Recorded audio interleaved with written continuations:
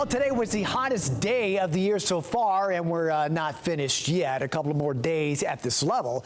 But you may remember that just on this date back in 2012, for 2 days in a row, we topped out at 107, both on June 30th, 2012, followed by July 1st. So it has been much hotter than it is now. But it does feel that way when you factor in the heat index. Yeah, the area temperature right now is mostly mid to upper 90s, a very hot start to the evening. But look at that, still surpassing the century mark in many spots when you factor in the humidity. And those levels will be climbing over the next several days, pushing as high as 105 in spots. And that's because we have a heat advisory in effect. That's due in part the reason why that's been issued, because temperatures will be in the mid to upper 90s, and the heat index values at times could exceed 105. And if you look at tomorrow, just as an example, we could start approaching 100 as far as heat index as early as midday. Yeah, with temperatures, they'll be in the low to mid 90s by then, but the increasing dew points mean that higher humidity is going to lead to these higher heat index values, and going as high as 102 to 103 by 5 o'clock in the afternoon, and then finally dropping below those levels in the early evening. But you look at this on a graphical point of view, if you go from midday all the way to around 7 o'clock, that 7-hour time frame has us in that dangerous level where we're above 100 as far as the heat index. So try to limit your time outside during those hours.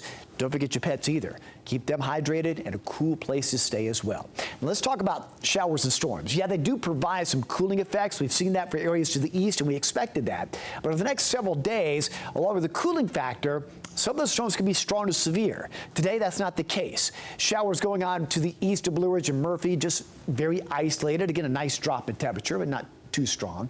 That same flow pattern continues tomorrow, coming in from the northeast down to the southwest. This alleyway right in here could be a little more active, and because of that, because the heating of the day, some of the storms may have that fuel added with the heat that could provide some strong to severe storm development. Granted, it's a very small area tomorrow, but a few of those may provide some damaging wind gusts, heavy downpours of rain, and typically when it's hot like this, they can be providing a lot of lightning risk as well. Now on Thursday, it does expand a bit more to area-wide, so anticipate a better chance. Both days are going to be weather alert because of that low-end severe chance, but keep in mind more widespread on Thursday. Here's the overall timing. We go through tomorrow morning, 70s early into the early and mid-stage of the afternoon. This is tomorrow. Again, that better chance south and east on a scattered basis. Not everybody's going to see it, but again, keep in mind a few of those could be strong. Notice on Thursday, though, the chance does go up. Not so much early afternoon, but toward mid to late afternoon. A little more widespread, like mid to upper 90s before storms arrive, cooling off a bit as storms move through. So again, it's just on a scattered basis, but again, they're being so hot, some of those could be strong to severe. That chance will stick around also for Friday and Independence Day Saturday. So again, not all day chances of rain, but it will be disruptive to outdoor activities, and factor in that to your outdoor plans. Have a backup plan just in case. All right, tomorrow, just a slight chance for an isolated storm, especially south.